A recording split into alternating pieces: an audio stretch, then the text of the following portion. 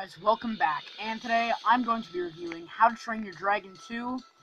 I don't know when I posted, my review on How to Train Your Dragon on Wednesday afternoon, so I'm filming this on Wednesday afternoon. I don't know when I'm going to be posting it, but, I'm going to be filming my review here for How to Train Your Dragon 2, and if you haven't taken any hints from my past videos, I don't really like this movie that much. I have a lot of issues with it, and we'll just kind of discuss it, I guess. The first, 15 minutes, I have no problem with. They are really, honestly charming, and they're just really nice. I like that they have the 5-year gap, and they're all older, and, they, very quickly, one of my problems with the first one, which I didn't bring up, is that Berk never felt like a kind of old Viking village. With this one, it feels like that. It's got the dragons, their dragon racing, they all have, markings on them, and, it just feels more like a lively town, unlike the first one, which I really like. I like that it really makes you feel like it's this live Viking village, and it just really does a good job of introducing you to this new world. It's a very different film, and it's a very different, world than the first one, and I really appreciate that. It does a really good job of introducing you to it very quickly, which I really applaud the movie on. And then I love when Hiccup and Toothless are flying around, and you have the beautiful song Where No One Goes. Once again, a very beautiful, another beautiful score, and not quite as good as the first one. There's a lot of remixes or rescores of the original themes, but it's still a really beautifully scored movie, beautifully animated as well, and all the voice actors and actresses obviously got older, so that works. They all sound older, and it fits that. And when I first saw the trailers, I thought it looked really weird. I was like, Hiccup's older? That looks really weird. And but no, it really actually does work, and I think it's great. I think that worked out really well. I like Astrid a lot more in this. She's kind of annoying in the first one. They really make her very interesting in this movie. Where she kind of goes along with Hiccup, but she has this kind, not not gentle, but she obviously she uses violent things or harsh things to get what she wants. She uses she drops Eret and then catches him, and they have that sort of thing. But it's still really nice. She still has this very kind, persona around her, and she's more interesting, I think. I don't know if it's the aging up of the characters, but once again, the time jump definitely works. And they're hanging out, and it's just so funny at the beginning, and the humor in this movie isn't quite as good as the first one, which we'll get into. But it's just really charming seeing them going back and forth, and Hiccup being like, when do I do this with my arms? And he's like, you're the pride of Berk, son. He's trying to, impersonate his father, and she's like, well, thanks, Dad. I'm pretty happy with myself, too. And it's so funny. It's just really charming, and it really sells the two of them as a couple, and sells, how they really care about each other. And I think that's just adorable, and I think it was just a great moment. And, I like the whole kind of storyline, with, how everyone around Hiccup is still saying, a chief protects his own, and a leader protects their own.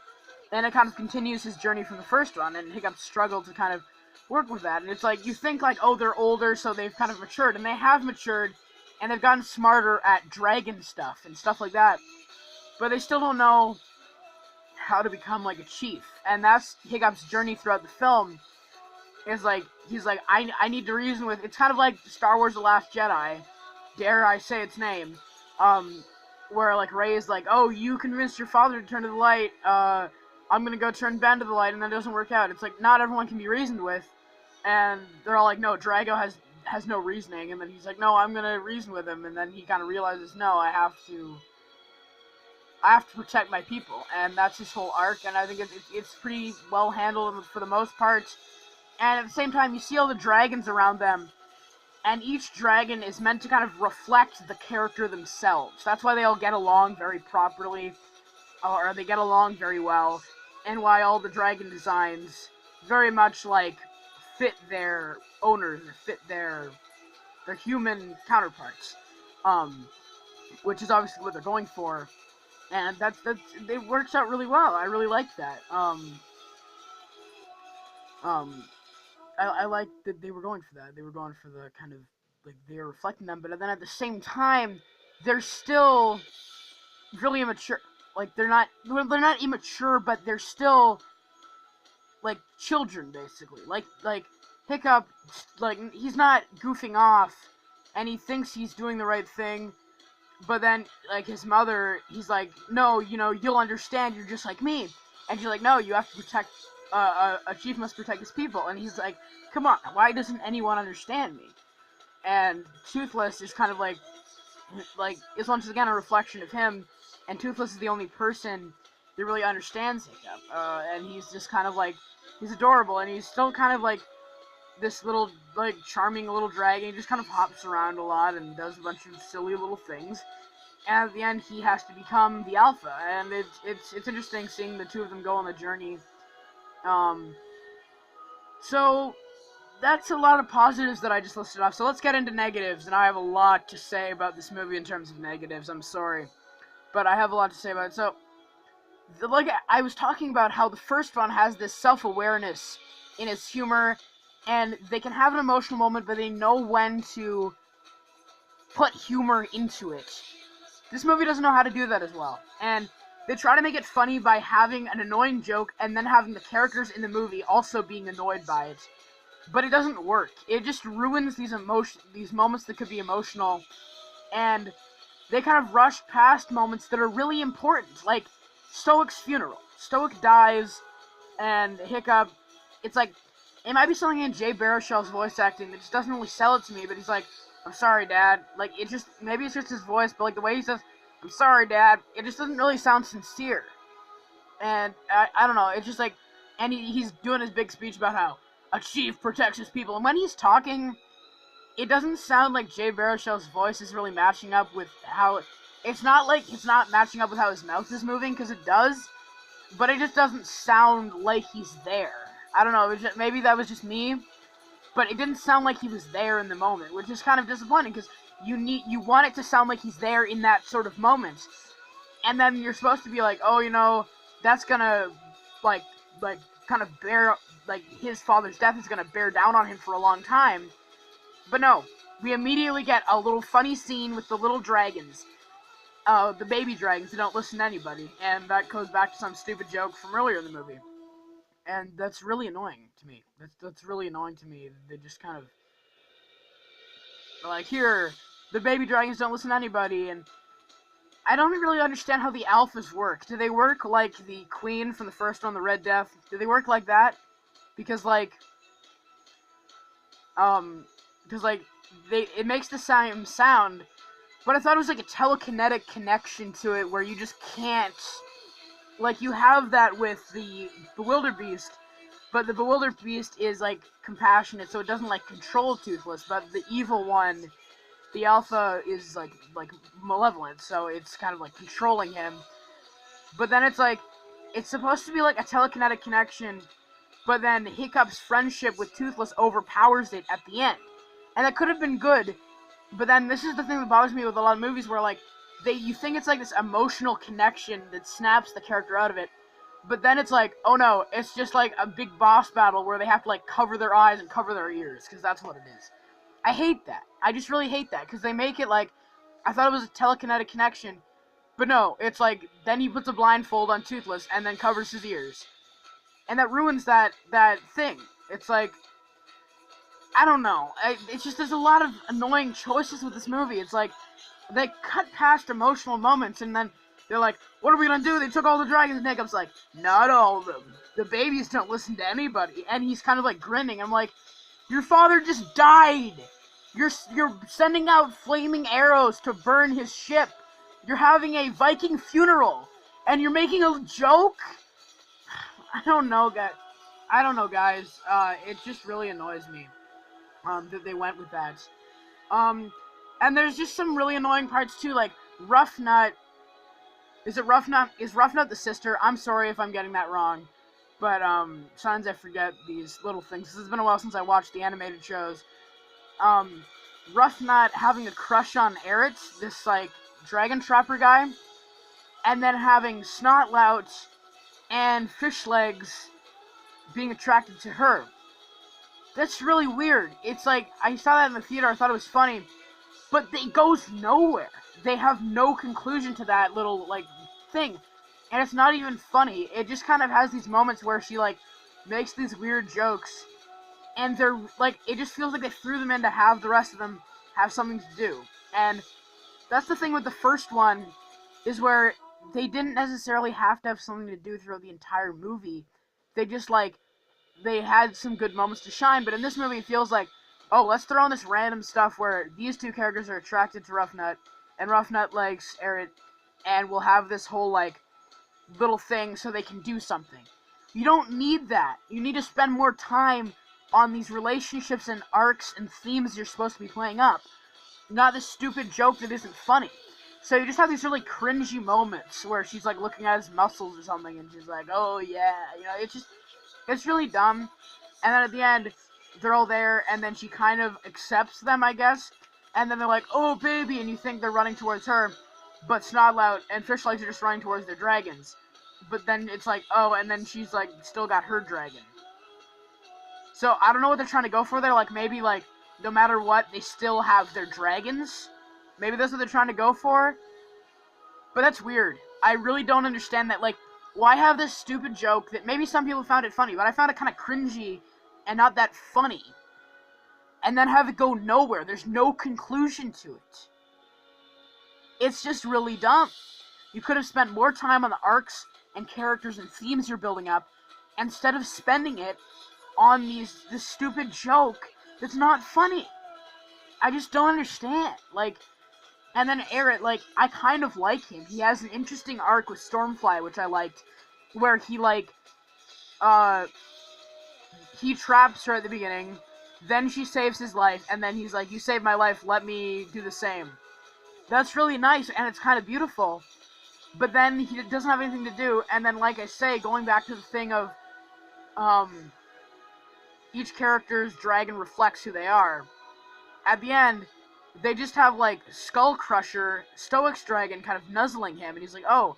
And then Hiccup's like, hey, you know, Skull Crusher could use someone to look after him, you know? And then he's like, me? And it's just like, but we have no, like, all we have is Skull Crusher nuzzling him. There's no, like, we've got no connection between these two characters throughout the entire film, so we don't even know if Skull Crusher reflects his personality. There's no building up of that. It's just like, hey, Skull Crusher could use someone to look after him. I don't know. That just seems really weird to me. And like, Stoic, once again, I like how they had, like, and then I guess we'll talk about Hiccup's mother, Velka, and she's a terrible mother. She's voiced by Cate Blanchett, and she's just a terrible mother. Like, she leaves for 20 years, and then she's like, I left because I thought it would be better, like, let me know in the comments if I'm mistaken, but she says, I left you there because I thought I was different than all of you. I didn't know you were going to grow up to be like me. But she didn't leave. She was taken against her will. But then she's like, the dragons are wonderful, but the dragon still took her away. And she's like, Stoic! Like, she still got kidnapped. She didn't willingly, like, be like, dragon, take me, you know? So the dragon still kidnapped her, and she's like, oh, the dragons are all wonderful. What? Like, I don't know. Like, it's just like, oh, the dragons are still wonderful, and, whatever. And she's like, I left you because I think she thinks that he'll grow up to be like them, and then she's better not to be around. And then she's like, now I realize I should have been there. And then Hiccup's like, oh, and, like, we can take care of dragons, and that'll be the rest of our life. And Hiccup doesn't think about his people. He doesn't think about, how he's going to take care of his people, and that's his main duty as the son of the chief. And that's his arc, and I like that.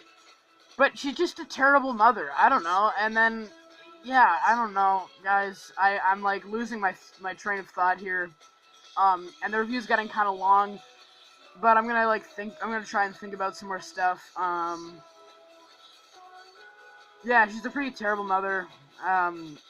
It just feels like, oh, and then, okay, the villain, Drago. He's terrible. He's like, Hiccup's like, hi, dragons are wonderful creatures that can bring people together or take them apart.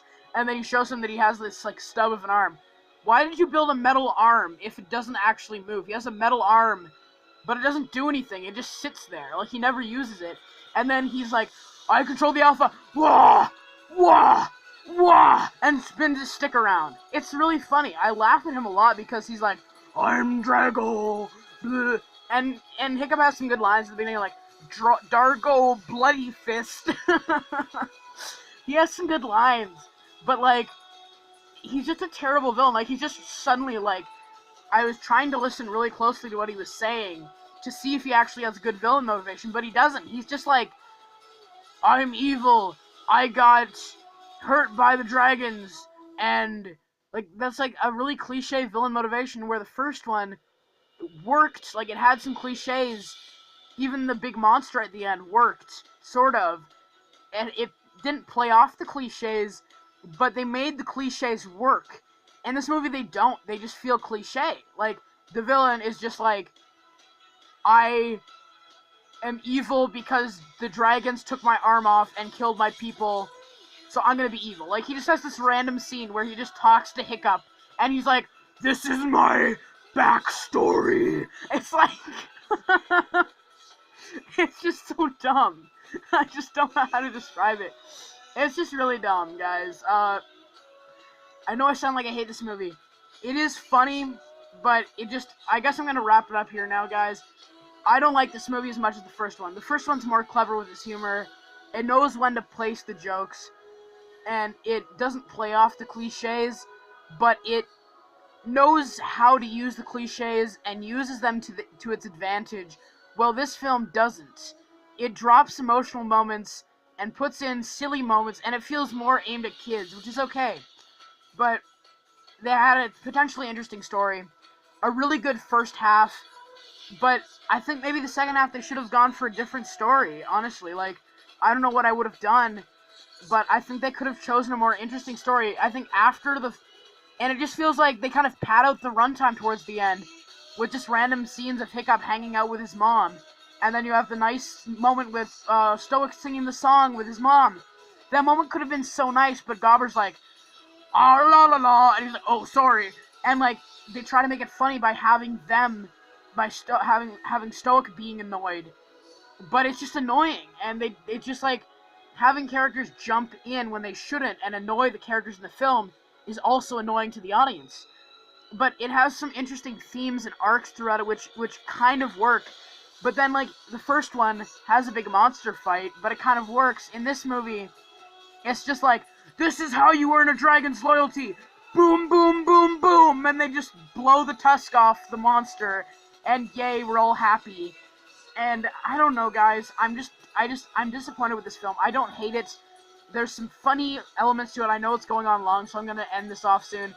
I don't hate this film. I think it's funny at points. It has a really good first half, and I mean really good, but it just doesn't handle its humor and themes and like basically everything. It doesn't handle its everything as good as the first one did.